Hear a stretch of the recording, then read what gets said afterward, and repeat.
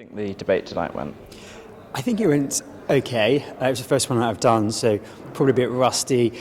I guess I'll get better with practice. It was difficult insofar as they're trying to portray it as a two-horse race between the Labour Party and the Conservative Party.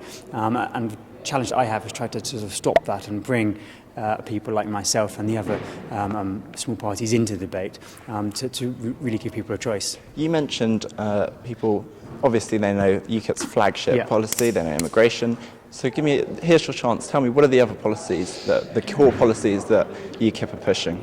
Well, there are so many. We want to scrap inheritance tax, as an example. We want to introduce $3 billion more for the NHS. And these policies are all fully funded, whereby the other parties, they're promising at the moment the earth, but we heard today and we saw with Ruth Cadbury from Labour, how are you going to pay for it? And they can't really answer those questions. And what they do is they lie blatantly to their voters and they say, well, these have been tested and independent, but that's completely rubbish. The independent analysis that people see quite often on Question Time often says that these policies aren't funded and they don't add up. What we have done is made funded policies, such as on education, where we're going to scrap, such as on health, and to pay for that would cut foreign aid, which is ridiculous, and leave European Union, and all those kind of things. So it's a fully funded policies we've done. It's interesting you say that, because Europe is Britain's key export market. 50% of British exports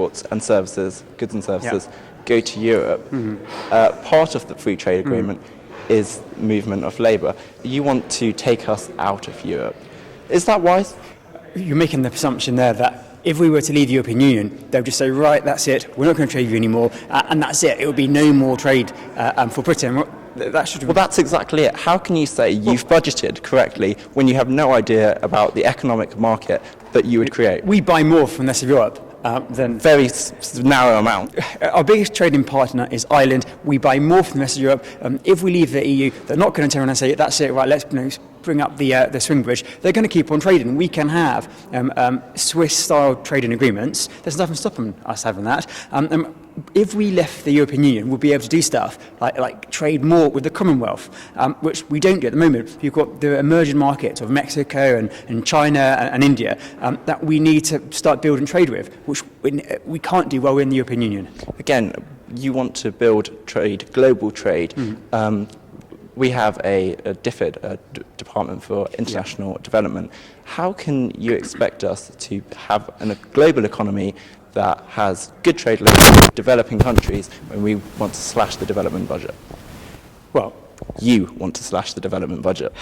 We are the only party that wants to reduce it to a reasonable and proportionate figure. All the other parties. What would you find? How do you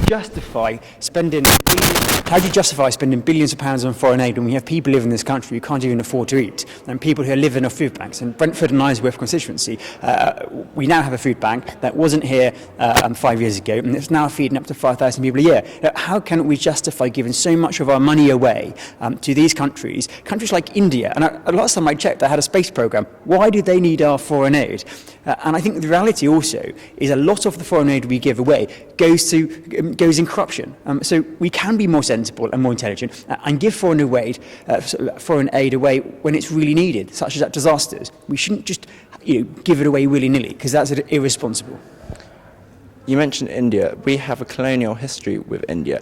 Do you think all ties from any colonial countries, all the resources that historically have gone into Britain, do you think that's fine if we pass that by? So I don't quite understand, pass what by? If we stop giving any aid to countries that historically have been exploited by Britain. I mean, that's two different questions, right? What you're saying is should we compensate them for perhaps something that happened in the past? Well, that's essentially... Things happened years ago. One of the reasons for aid. Okay, India benefited greatly from us being there. Okay, we had the railways and all of that. It did benefit greatly. So your proposition is we should give money to say sorry for things that we may have done bad many, many years ago. Well, I'm sorry, that's a ridiculous proposition.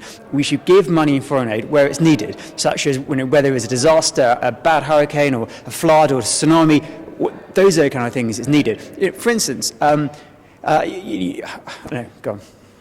I wasn't asking. Sorry. That's really our view, is we shouldn't be dishing it out willy-nilly, but inevitably it goes to corrupt bureaucrats. So with things like the Millennium Development Goals, which don't focus on disasters, they focus on things like improving global literacy rates, things like including healthcare, wide world. You don't think we should be part of that? Well, each country has the duty to try to educate and improve healthcare for themselves. Clearly, we are a compassionate nation, and we should help where we deem it appropriate. But let's be real about this. Most of the foreign aid that we give away goes in corruption. It's lost in the system. So let's stop giving it away, and let's give it away in a more sensible fashion to schemes that are properly accountable, and we can see where it's actually going, and we can see the benefit.